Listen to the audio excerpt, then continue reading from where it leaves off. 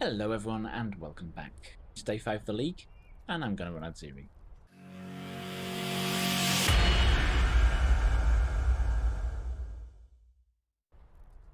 To do that you need sacrifices arranged in a way that they make a circle in that device. One of dusk, one of noon, one of dawn, and the really rare one of midnight.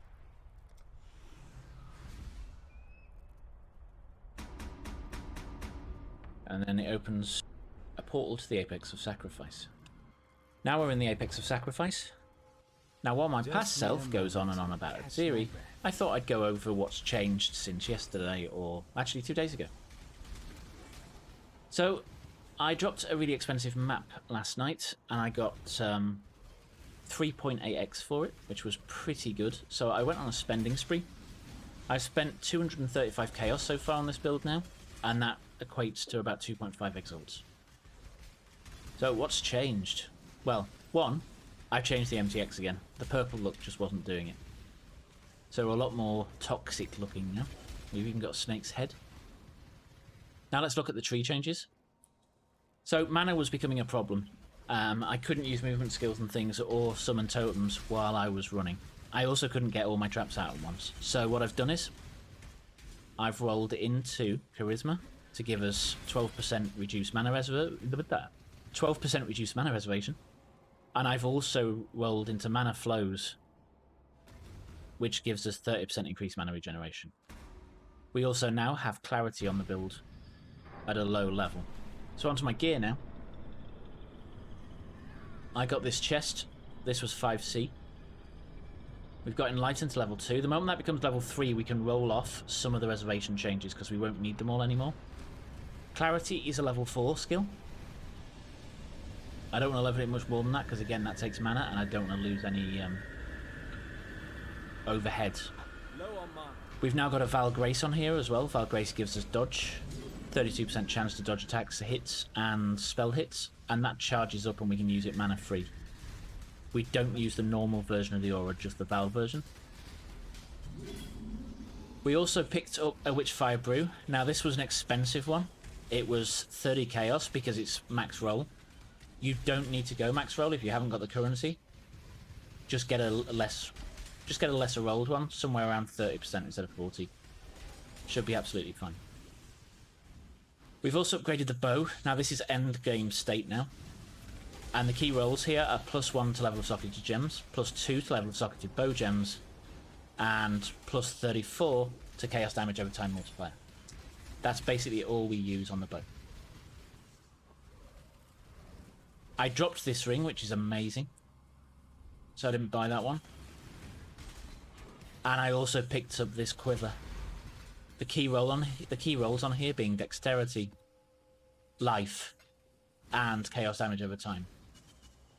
I'm not sure that the poison damage will do much at all, and we've only got a 20% chance to apply it. Now that quiver was rather expensive. It was 60C. And that's how much it costs if you want chaos damage over time and life.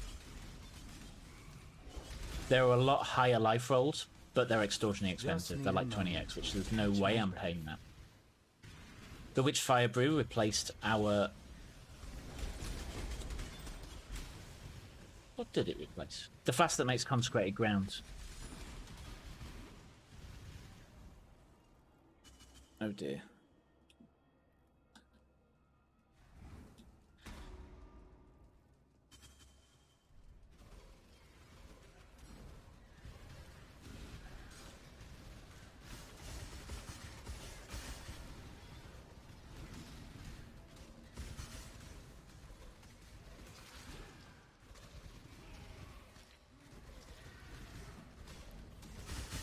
You did? You did. I just didn't dare go back and see. Okay, this is the final area before we meet Atziri. As for the Atlas, we now have Maven everywhere, and we have a Watchstone in each area bar once, so we're almost awake to level 2. And we'll be getting that in this area here, where we're going for Drox. And that's it. Now back to Atziri.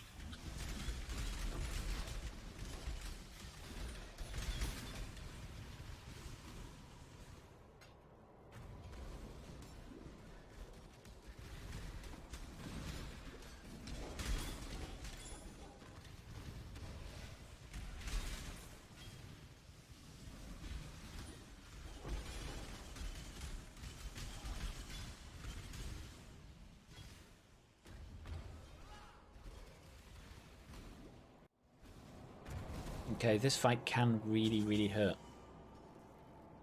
It's also good to have full fire resist before attempting this fight, because she does a hell of a lot of fire damage.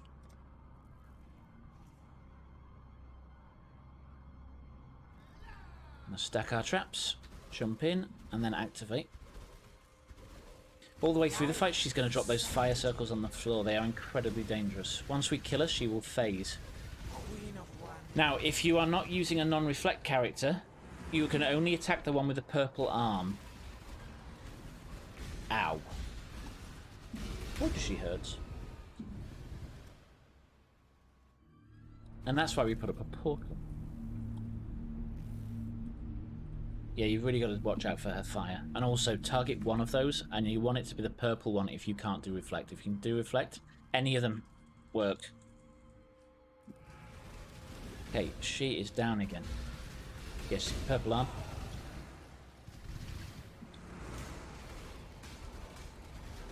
I'd rather not, thank you.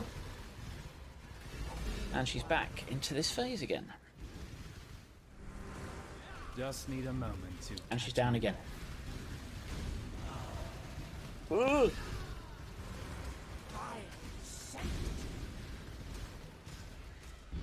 Okay, in this phase, the mobs will head towards her. The mobs will heal her if they touch her, so make sure they're all died. Make sure they all die. And that's fairly easy. We can just spam the arena with my mines, and anything close will get hit. And pretty much none. Now, when she comes out, she hasn't got an awful lot left, so we should be able to nuke her down pretty quickly. She's invulnerable in this phase, if you hadn't guessed already. She has phased. Okay, we're going to throw down again.